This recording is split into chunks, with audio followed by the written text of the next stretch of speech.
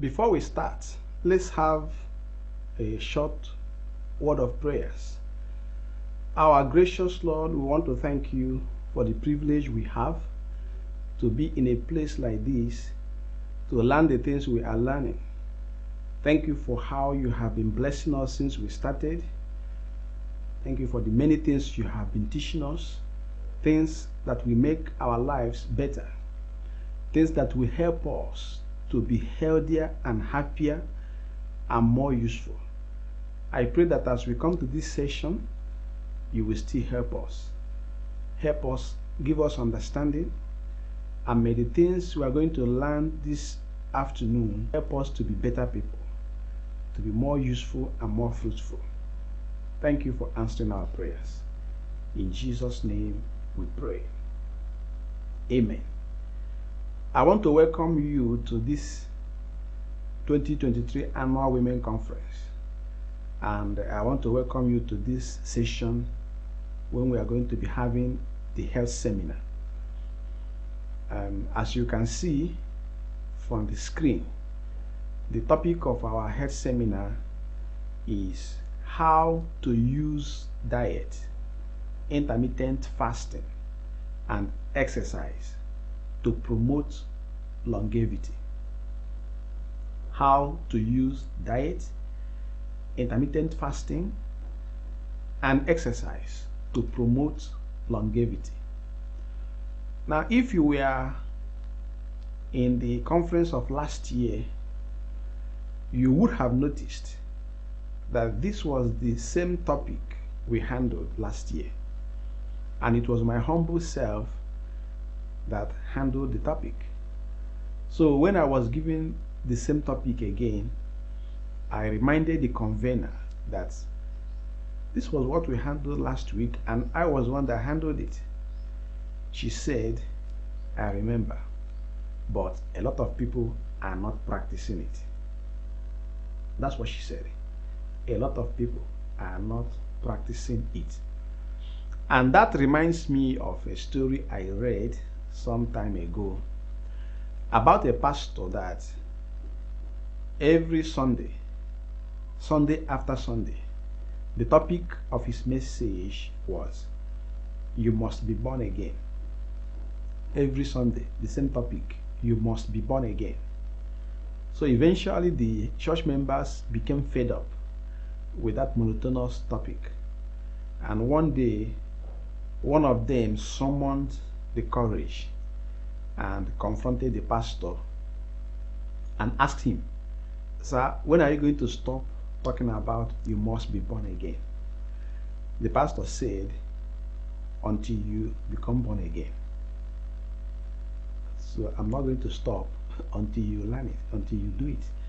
So I suspect that that is what may happen, that we may continue talking about diet and fasting and exercise until you start practicing it. So I want to plead with you that you pay attention, learn what we are saying, and not only learn, practice, so that we'll move to another topic next time.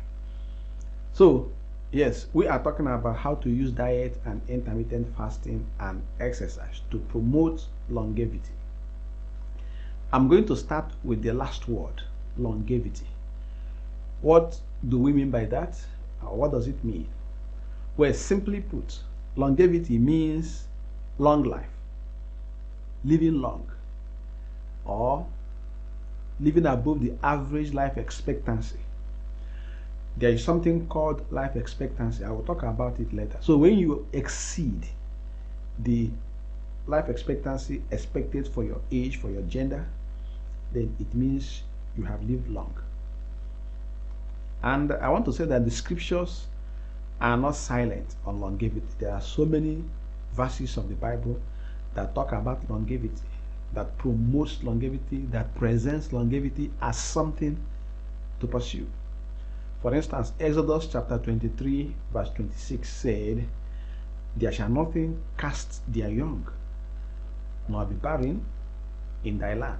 The number of thy days I will fulfill. That's talking about longevity. you being able to fulfill the number of your years. That is to say, you live out your whole lifespan. Nothing will cut short your life. That's a promise. Then in Deuteronomy chapter 4 verse 40, we have another promise that says, thou shalt keep therefore his statutes and his commandments, which I command thee this day, that it may go well with thee and with thy children after thee, and that thou mayest prolong thy days upon the earth, which the Lord thy God giveth thee. So the Bible is talking about prolonging your years upon the earth. That is, you will live long on the earth. And there are so many scriptures from Genesis to Revelation talking about living long. We are familiar with that common promise in Psalm 90, which says, with long life shall I satisfy thee and show thee my salvation.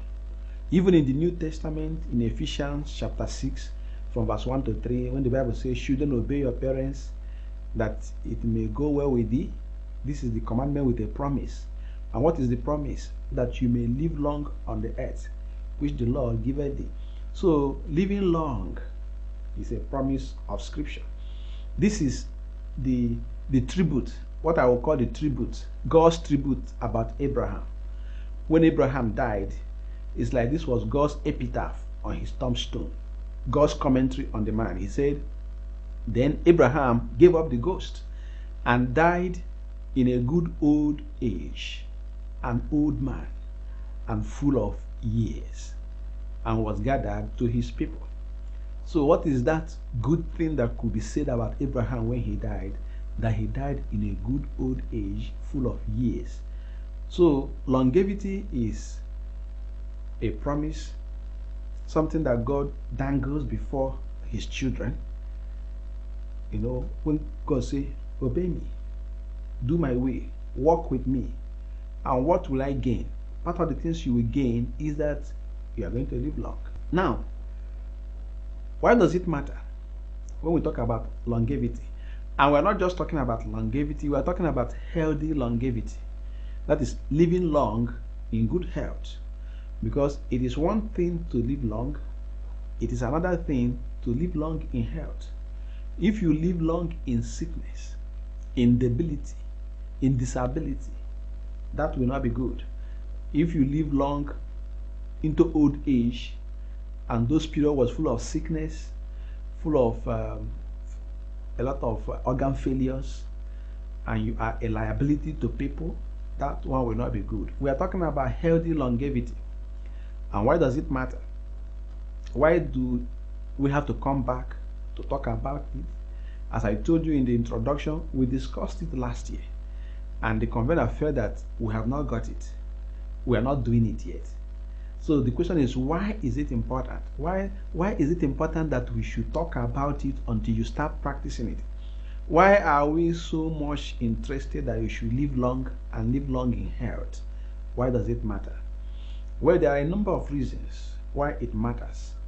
Number one is that when you live long in health, you will have more time with your loved ones, with your husband, and with your children, and with your grandchildren. You know, in Psalm 128, the Bible made it as a promise. You are going to see your children. You are going to see your grandchildren. And it's a thing of joy as a woman that after many years, after you have retired from childbearing, after many years of not, taking care of small children, you start taking care of your grandchildren. You have grandchildren to nurse, to bath, start bathing children again, start taking care of children again, feeding young ones again. I think there's a joy that follows it. I'm not a grandparent here, but I think there's a joy that comes when you are back to the business of rearing children, your own grandchildren. So when you live long enough, you spend enough time with your loved ones. There are people that celebrate 50 years of marriage, 70 years. The late Queen Elizabeth, she celebrated 70 years on the throne. And of course, she was married before she became a queen. So it was more than 70 years of marriage to the same person. So he lived with the husband for more than 70 years. They had so many moments together. It is something of joy, something desirable. Everybody will like it. Not only that, when you live long enough, you achieve your goals and your passions. When we talk about goal, we have short-term goal, we have long-term goal. There are some goals that we need time to achieve, and you can only achieve them if you live long enough. So longevity will enable you to achieve those goals that will take time to achieve. Not only that, as you get older, you get better and wiser. There is something about the gray hair. And the Bible says that the glory of the old man is his gray hair. There's something about the gray hair you cannot get anywhere. You can't buy it with money. It comes with time, and you get it when you live long enough. So when you live long, you join the forum of elders. You'll be called an elder, with the glory and the respect and the beauty that goes with that. Then not only that, when you live long enough, you learn new things and you become more useful, because you know the way the world is today, knowledge is advancing, new things are coming up. So if you live long enough, you'll be piling up knowledge. As things are coming up, you are exposing yourself to them, adding them to what you already know, and that will make you more useful to society. Now, I have put the picture of our GS on the screen to illustrate everything I have said about why it matters. Our GS is in his 80s, and we know that having come this far, he has almost fulfilled everything I have just said. He has been with us. In fact, I think last week or so, when he called the youths, now he didn't say my children, he said my grandchildren.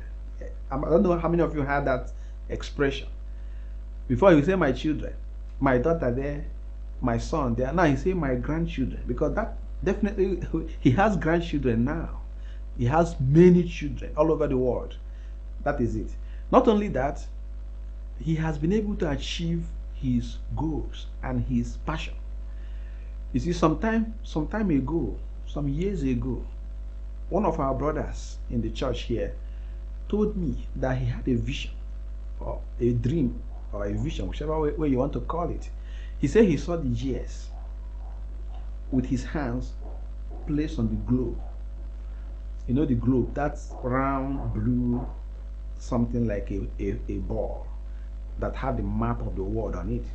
So he said he saw the GS with his eyes closed and his two hands placed on the globe. Well, I don't need to be a Joseph or Daniel to be able to interpret that dream. That dream means that the man has passion for the whole world. He wants to reach the whole world.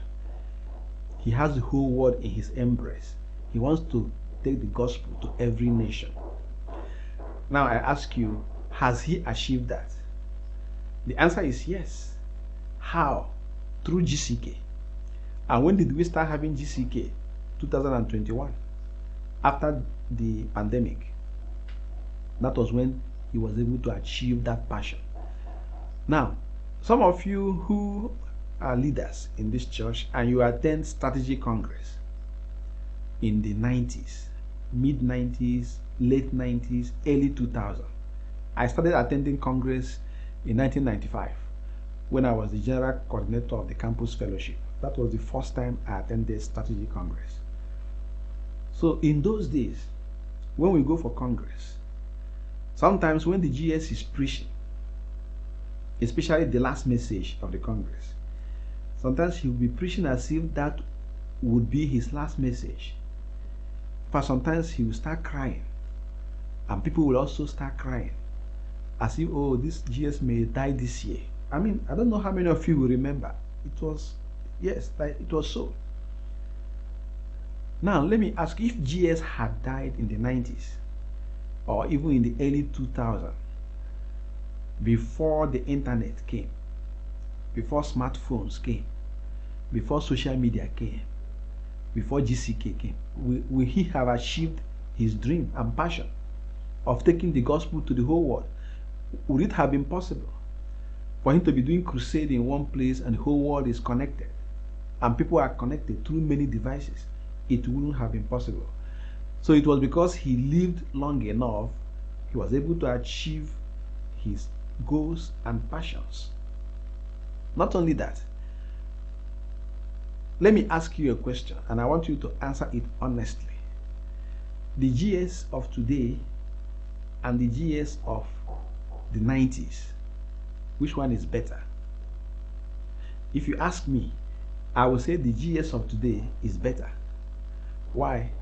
He has become older and more mature, more magnanimous, and better.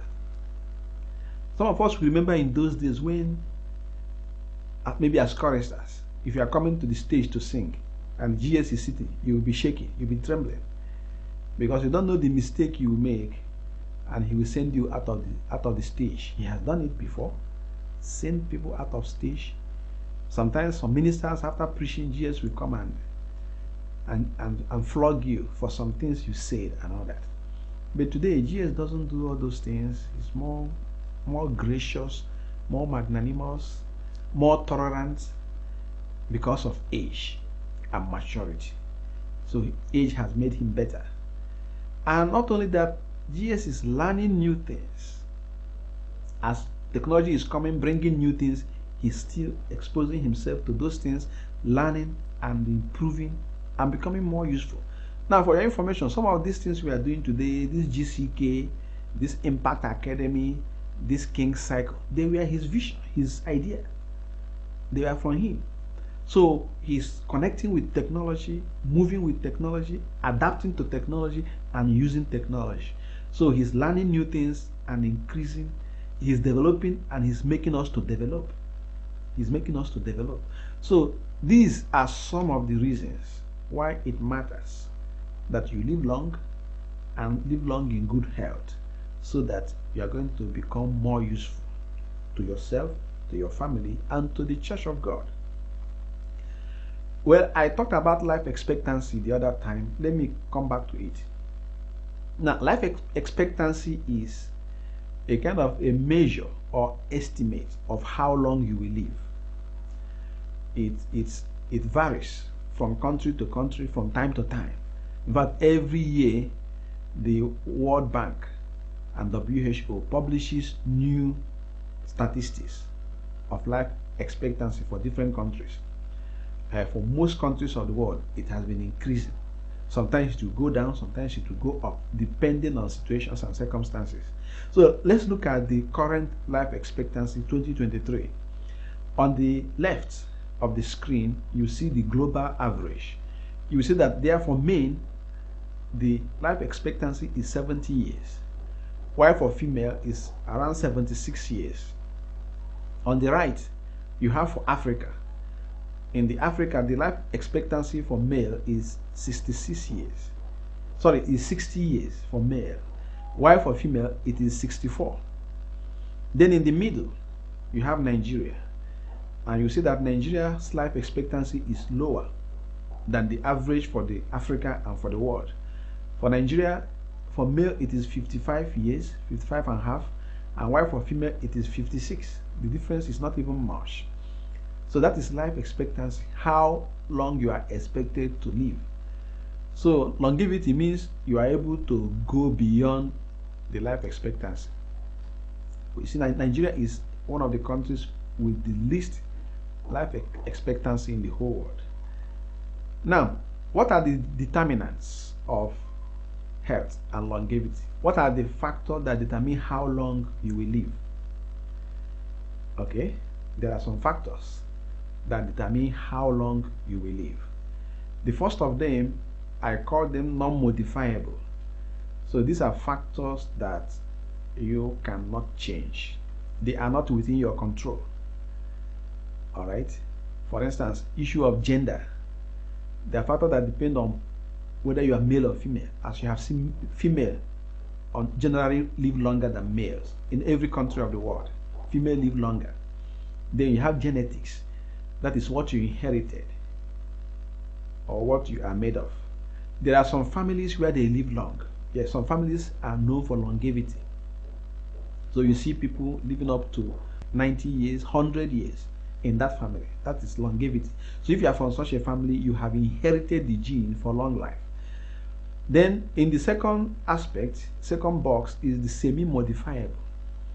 These ones, to some extent, they are not modifiable, and to some extent they are. For instance, environmental factors, where you are born and where you live and where you find yourself on the social scale. I've told you that Africa has lower life expectancy than the rest of the world. So if you are living in Africa, you are going to die younger, die earlier than your counterparts in the other parts of the world. The life expectancy in Africa is almost 10 years, the difference of 10 years.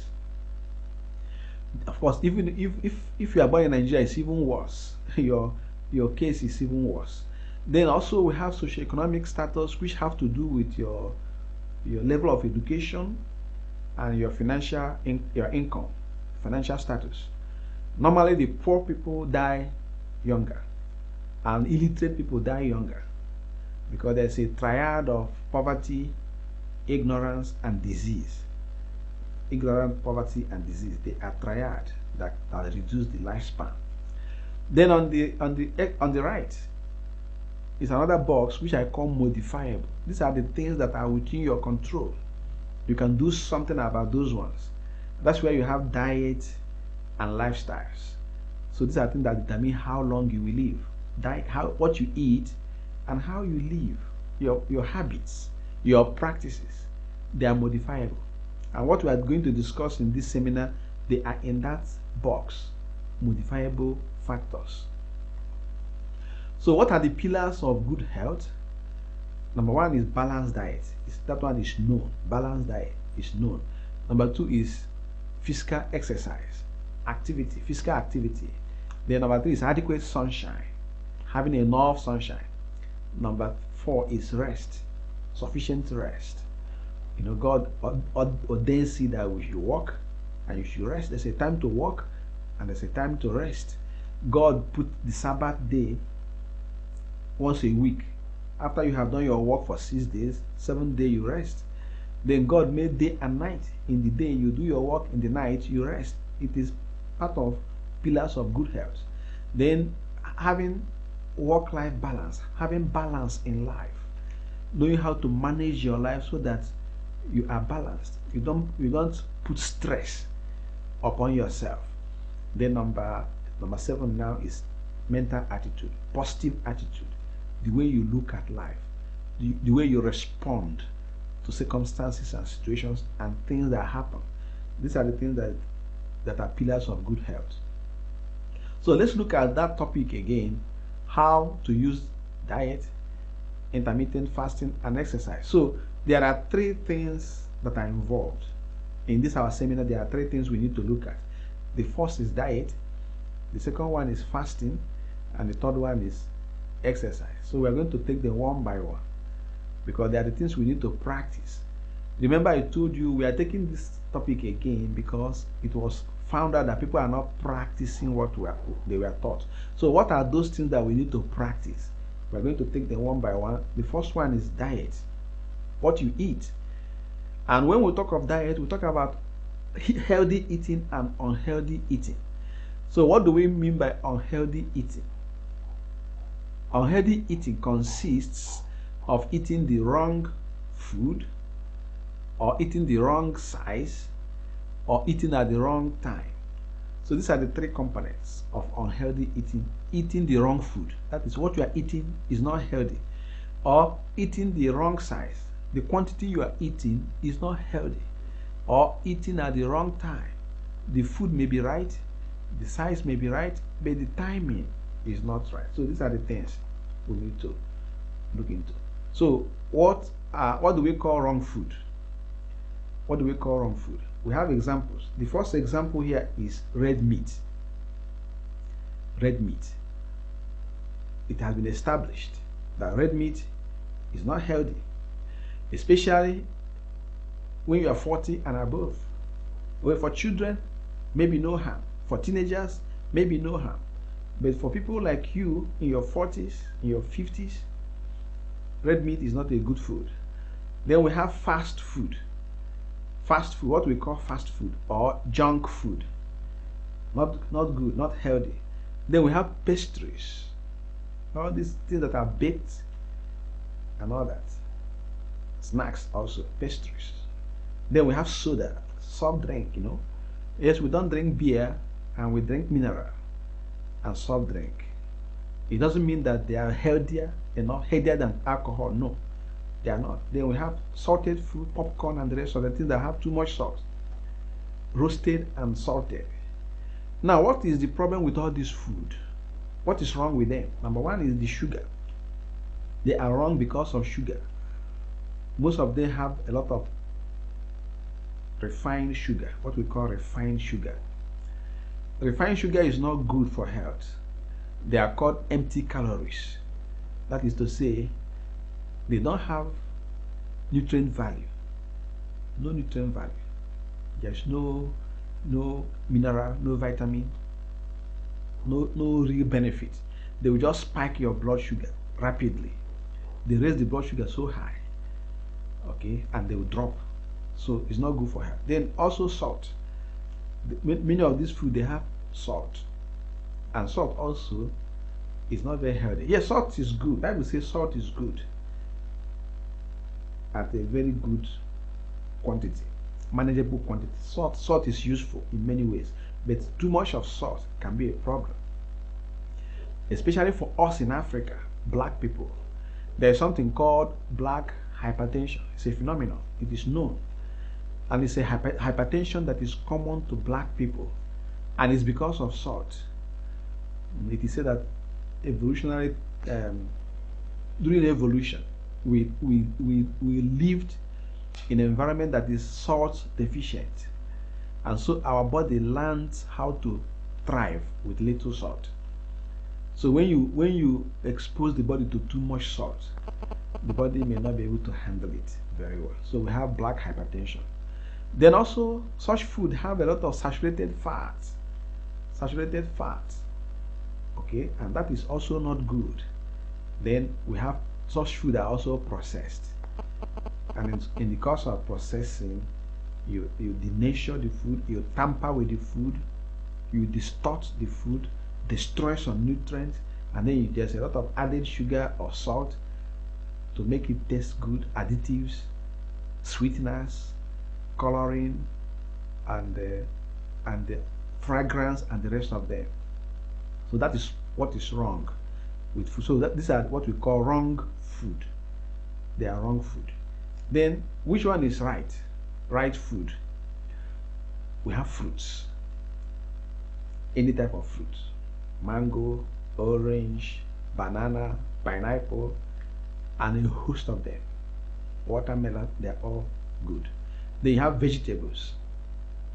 Vegetables, carrots, cucumber, cabbage, zucchini, a host of them. Then you have nuts, cashew nut, peanut, all sorts of nuts. All right, they are healthy. Then you have seeds, benny seed, sunflower, and the rest of them. Seeds and roots, all those ones you grind to make your seasonings. They're all good. All right. The celery and the rest of them. Then you have the legumes like the beans family. So these are right food. Now, what are the characteristics of food that are called right food? Number one is that they are raw. Raw means uncooked. So food that is eaten raw and uncooked is healthy. The number two is that they are green. Green means they are from plant source, not animal, plant source. The number three, they are fresh. Fresh means they are fresh from the farm. They have not gone through storage, through processing. Nothing has been added to them. They are the way they came from the soil. That is fresh. Then number 4 is that they are organic. Organic means natural. They are natural. There's nothing artificial about them. Okay? Then they are unprocessed. They have not gone through industrial processes. Human machine have not acted on them. So these are the food that we call right. Anytime you eat them, you're eating something good. Now let's come to the second aspect of the topic, which is intermittent fasting. Now fasting, we are used to it. In this church, we are used to fasting. On regular basis, almost every week, we have a day of fasting. Either corporate fasting or individual fasting. But the fasting we are talking about is not the fasting that we do for spiritual purposes. Not the fasting that accompany prayer. Not the fasting you do to seek the face of God or something like that. No. We are talking about intermittent fasting, which is an eating plan that switches between fasting and eating on a regular schedule. So I have underlined 2 words in that definition. One is eating plan. So I need to make it clear that intermittent fasting is an eating plan. Just like other eating plans, there are other eating plans that some people practice. I'm sure possibly some people here may have embraced some eating plans. We have the Atkins eating plan. We have the Mediterranean eating plan. We have the DASH diet for hypertensive. DASH means dietary approach to stop hypertension. That's a diet plan like that. We have vegetarian diet, which focuses on raw food and plant origin. People that embrace vegan diet, they don't eat anything from animal origin. We have the keto diet. People that embrace high fat and low carbohydrate. So there are so many eating plans. So intermittent fasting is one of them, one of the eating plans. The number 2 thing there is that it has to be done on a regular schedule. It has to be on a regular schedule. It's become part of your lifestyle. Okay, it's a lifestyle modification. And what does it mean? What is involved? It involves you scheduling your eating so that all your eating is done within a specific window. There's a window for you to eat. When the window opens, you eat. When the window closes, you stop eating. So the commonest is what we call the 16-8 method. And it's a daily schedule where you observe 16 hours of fasting and 8 hours of eating. That is to say, within the space of 24 hours, all your eating will be done within 8 hours. Then the remaining 16 hours, you're not going to eat. You're not going to eat. That is intermittent fast. There are other modifications of it, but this is the commonest practice. This is the commonest practice. Now, in intermittent fasting, the emphasis is not on the food. Whatever you want to eat, you eat. Okay? It's not on the size. Whatever quantity you want to consume is not the issue. The issue is when do you eat, the timing. Make sure your eating is done within that 8 hours period. And after that, you are going to fast. So how does it work? Or what are the principles? How does it confer health benefit? Well, the main thing is that intermittent fasting gives you the experience of having empty stomach. Okay, you're going to achieve empty stomach, a prolonged period of time when the stomach doesn't have food inside it.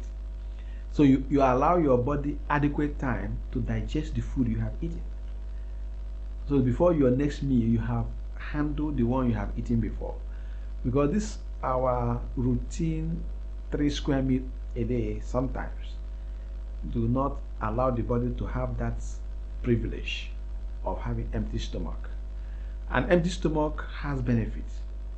Some organs of the body benefit. For instance, the GIT, gastrointestinal system, the intestines, and the digestive system. They enjoy it because they have enough time. Adequate and proper digestion will take place. then the brain also will benefit, because empty stomach helps the brain somehow. You see, the brain enjoys optimal performance when there's not too much food for it to handle. You will know that after eating you feel drowsy. Yes, because some of the products of digestion are sedatives, kind of. They make you drowsy. But when you allow enough time for digestion, you are alert and you are at your best. Then, of course, the kidneys also benefit. They will have enough time for purification and correction. And then, of course, the heart is also profited by that. So, intermittent fasting helps the guts, helps the brain, helps the kidneys, and helps the heart. These are vital organs that you need to consider in your life.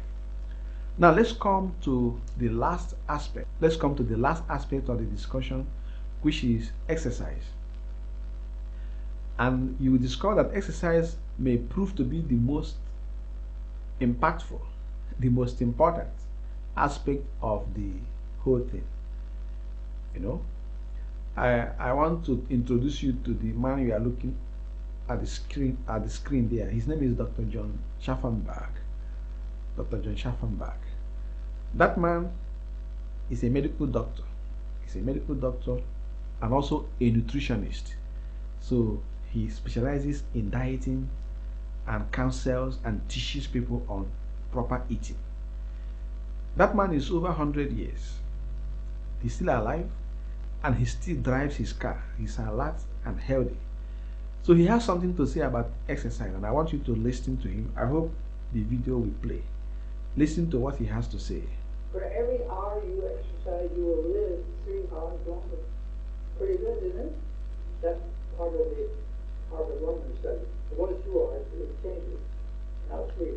Being lean has only an advantage if you exercise. 2 lean men, both normal, weight and everything. One exercises, the other doesn't. The one who exercises has only half the rest of the body. So being lean is not going to do you any good. That's the mean as yet. I mean, a beast woman who exercises outlives the normal weight woman who doesn't exercise. 2 lean people, one exercises, the other doesn't. Only thing that helps you in being lean is if you exercise. A smoker with high blood pressure, high cholesterol, who exercises lives longer than a man who has none of these problems but doesn't exercise. So what he's saying in effect is that exercise appears to have more weight than other lifestyle modification. That if you as a woman you are overweight or even obese, but you exercise, you are going to live longer than the woman who is lean but does not exercise. If you are a man and you smoke, you are hypertensive, and you have high cholesterol, these are things that we consider risk factors for early death. Is if you have these 3 and you exercise, you are going to outlive somebody that is not hypertensive, does not smoke, have normal cholesterol, but does not exercise. So which means exercise is very important. Other lifestyle modification will become more beneficial only if you exercise. So that is what he's saying in effect. So we come to the modern problem of inactivity. So we have that challenge today of inactivity because of modern technology has made things easier for us, made life easier. You know, we drive cars or take public transport. When I was growing up in the village, I trekked to school every day from my kindergarten. From kindergarten, I trekked to kindergarten, I trekked to primary school, I trekked to secondary school. But my son didn't have that kind of privilege. I dropped him in school every day. I drop him and pick him. So he never had to trek to school. Today, machines wash our clothes. Some of us have washing machines. We entertain ourselves in front of TV or computer screen. For some of us, even our work in the office require us to sit down behind computer from morning till the afternoon, till we close. So what we call sedentary lifestyle is very, very common. we don't move a lot. Our most of our jobs involve little physical exercise. Even our houseworks. Today you can go to market once in a month, buy all the things, cook all the food you are going to eat for the month, and put in your fridge. So when you want to eat, you bring and the thaw and the warm. But people in the village, they go to market almost every day and they cook every day, so they are more active. So we have the danger of inactivity today. Now, what are the types of exercise one can embark on? There are many types. The first one is the aerobic exercises. This is the type of exercise where you do a lot of vigorous movement and you consume oxygen, and your heart rate will increase and oxygen consumption will increase. That is called aerobic, like walking, brisk walking, jogging, running, swimming, cycling. These are brisk exercises, and these are aerobic exercises. Then you have the anaerobic, where you do some heavy strenuous activity that the energy consumption will outstrip the ability of the body to consume oxygen.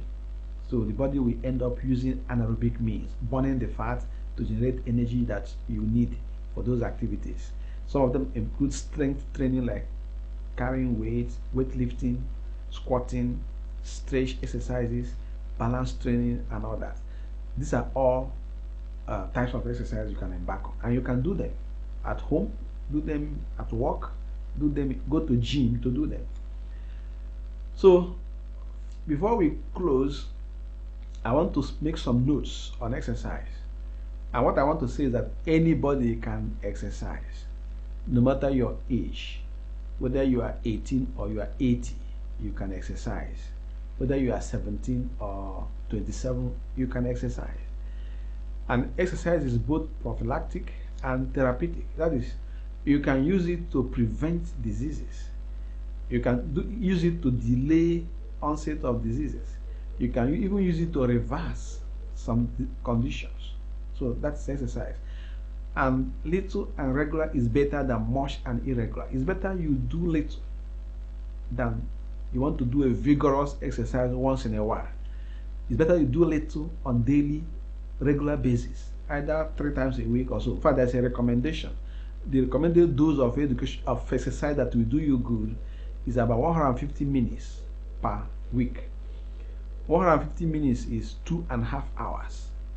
So if you break them into half hour, it's about 5 half hours.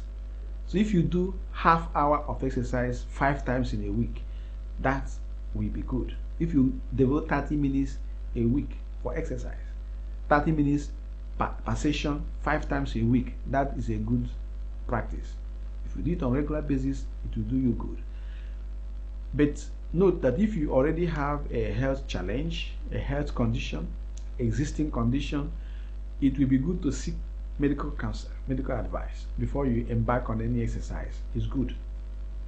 You must have heard about people that in the football pitch they collapsed and died. They have underlying condition they didn't know about. So when they exerted themselves too vigorously, they couldn't bear it. So seek advice before you embark. But anybody and everybody can exercise. So as I conclude, I want to say that good health and longevity are partly dependent on lifestyle. Yeah, we have mentioned some other non-modifiable factors that can determine how long you will live. We talk about genetics, talk about heredity, but a lot of them depends on lifestyle, how you live your life, what you do with yourself, what you eat, and your habits. So the purpose of this seminar is to encourage lifestyle modification, that there may be things you may need to change. The way you eat, you may have to modify. Your practices, you may have to modify. You may have to start doing things you are not doing, like exercise. And you should know that lifestyle modification takes time to produce results. It's not that once you start, you see results tomorrow.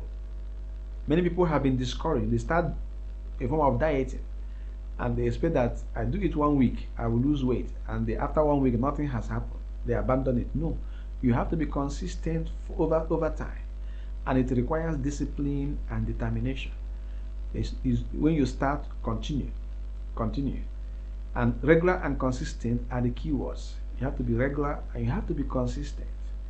I pray that God will help us to practice what we have learned. Remember, we are taking it again because we were not practicing it.